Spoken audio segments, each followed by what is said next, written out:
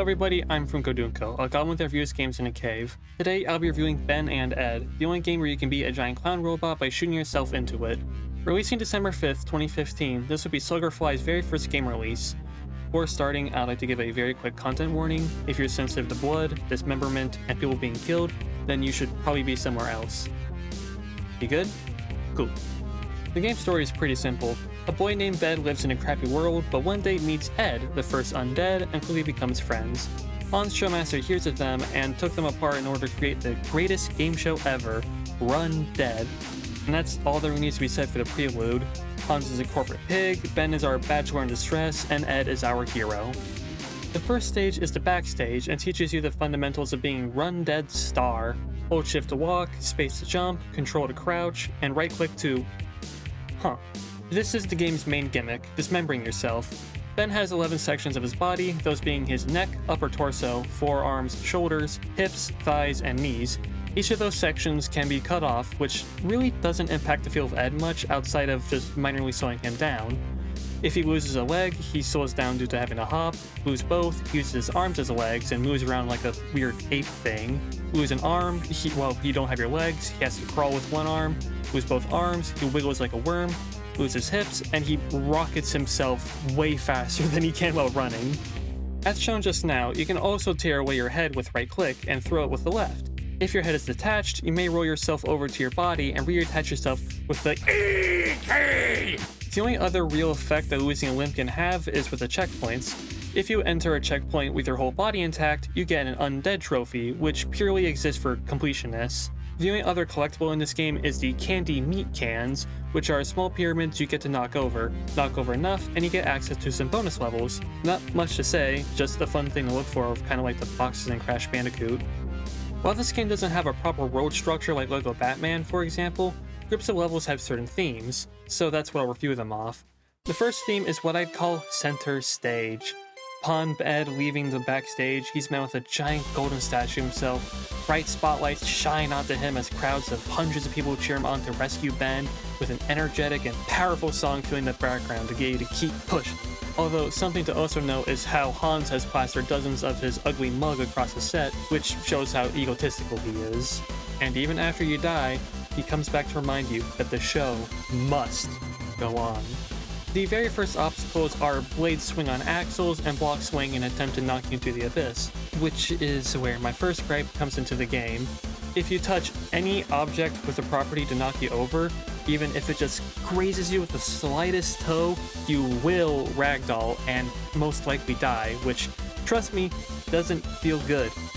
After enduring the sadistic playground, you will find Ben at the end of every stage, reaching out to you before being pulled below the floor so the show can go on.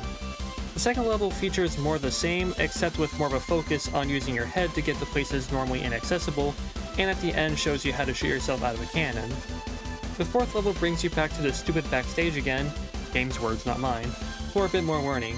Left click while running to roll, which can break through certain walls, and learn how removing your legs can get you into tight holes which you normally couldn't enter, and this gimmick isn't used for the rest of the game. At the end though, Hans lures you in with the illusion of reuniting with Ben, only for the floor to break under you. At the bottom of this pit, you roll towards Hans' first masterpiece, his giant clown robot. On the ground, it'll try to crush you with its giant's hands, but once you start to climb up towards the cannons, it'll sweep its hands across to bitch slap you. Once you reach a cannon, wait for its sweet spot on the back of its head to be exposed, and shoot yourself right into it. Every time you do that, it speeds up, but after the third hit, it breaks down and lets you move on. If you collect enough cans, you should have access to the first bonus level, which introduces you to cannons that fire while aiming at you.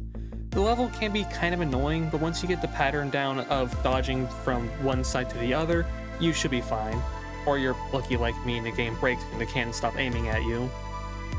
The second theme is the Funhouse, it being more about taking your time and waiting for the right moment instead of barreling your way through like in the prior theme. The music is much slower and eerie, no crowd cheering for you, and the whole place is encased in this purple, hazy fog. And worst of all, there's just this rainbow floor that takes my bitrate and shoots in the back of the head. The main new obstacles are these Wipeout-esque giant red balls that try to shove you, but now with Hans's ugly mud plastered on it, spinning platforms, and swinging axes. This world was the start of another gripe of mine, jumping. I know that sounds weird, but let me explain. In Celeste, a coyote jump is a jump performed during a grace period after walking off a platform where the player can still jump, even if technically not standing on anything. In the original Mario Brothers, if you go to jump over a gap but press jump right as you walk off, you die. Guess which way of jumping Ben and Ed has? Comment your answer now!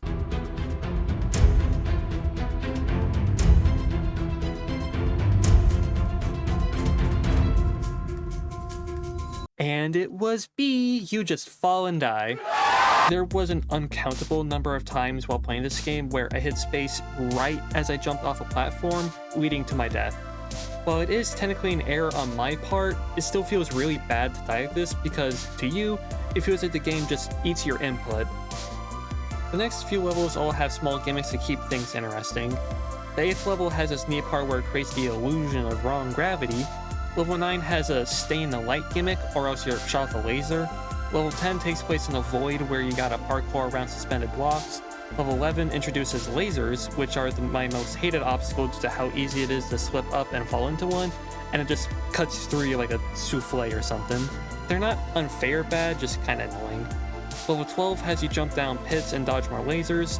Level 13 has you run away from a giant laser wall. Level 14 is the second bonus level and has you dodge swinging blades in tight spaces. Level 15... Let me tell you how much I've come to hate you since I began to live. I fucking hate this level. I won't deny that some of my hatred is due to my own lack of skill, but that doesn't give this level a pass. The first layer is simple. You just throw your head into this hole to scare the midget and jump into the grinder that enables the platform to go to the second layer.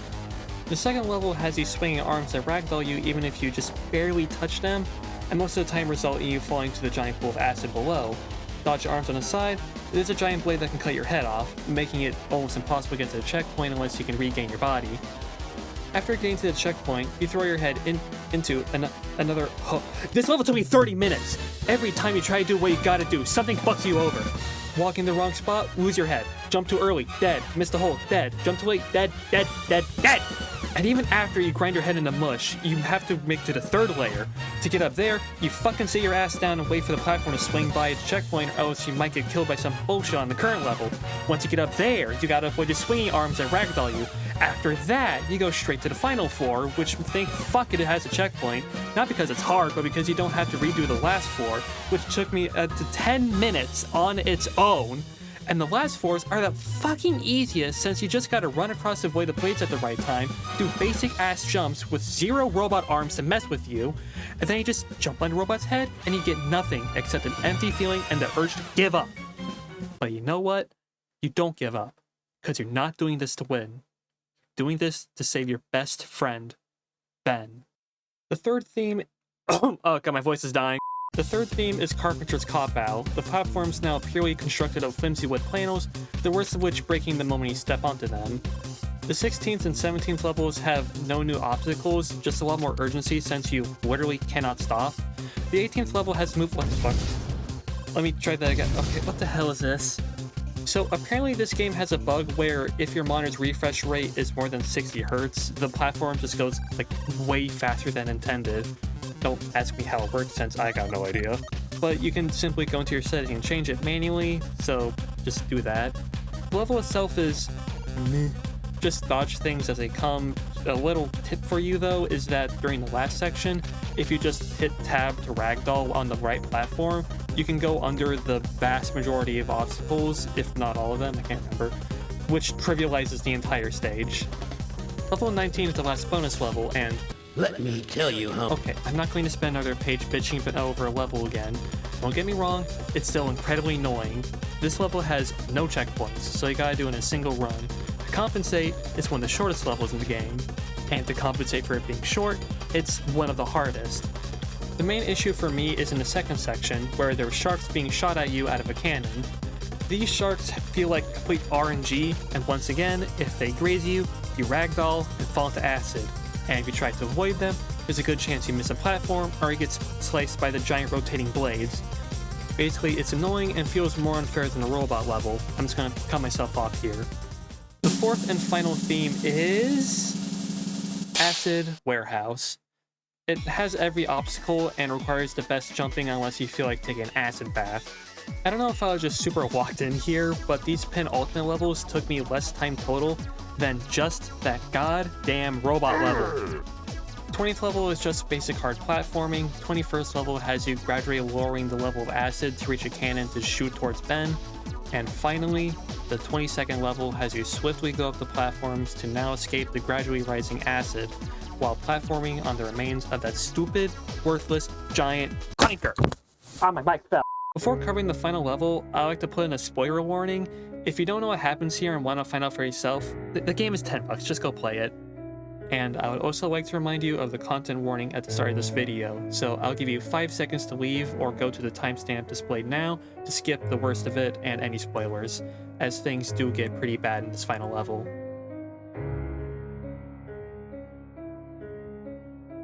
Still here? Okay then. The final run is a head-to-head race against Hans Showmaster and Ben, the crowd back in full swing in order to witness the finale of the greatest TV show ever. All that's required is you avoid the swinging blades and spinning balls. Reach the final stretch though, Hans is defeated by being knocked over the platform, leaving the road to victory open for you. Shoot yourself towards this building in the distance with giant arrows pointing towards it, and you're met with a quiet cardboard town. No crowds, no music, no cheering, nothing. Just a straight line to Ben without anything between you. Ed finally hugs Ben, and after all of the trials and tribulations, they celebrate.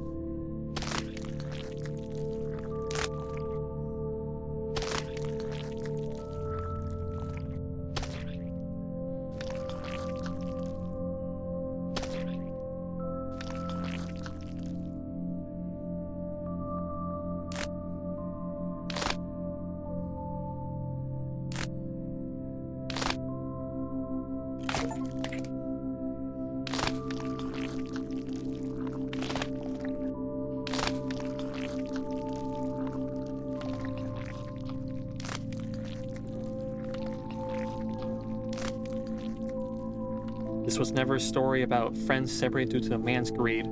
This was a child's misplaced trust backfiring against a man who only looked at the profits, with that man having nothing left to give but tears for the death of an innocent child. After the show's cancellation, you may assume that the body will be properly disposed of, but of course it wasn't. Ben was just dumped and left to rot with the garbage. But the disease seeped into him already. With nowhere left to go, Ben runs back into the facility in order to celebrate with all the remaining employees. He jumps through the husk of what was once the greatest TV show, eventually climbing up a bunch of pipes, and he escaped. Free. Hungry. Hungry. Hungry. Upon completing the bonus level, you get to play as Ben in all of the main levels. Of course though, you may wonder what happens if Ben were to try and rescue himself.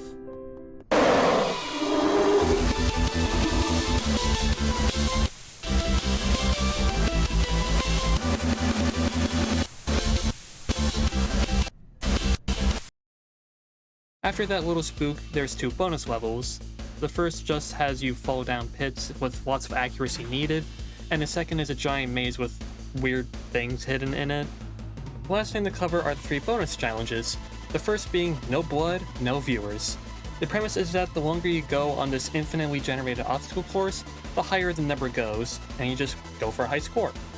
Skyscraper Terror is an annoying challenge where you have to quickly jump across a bunch of platforms to make it to the other side, but there's literally no time to stop because they fall back down almost immediately.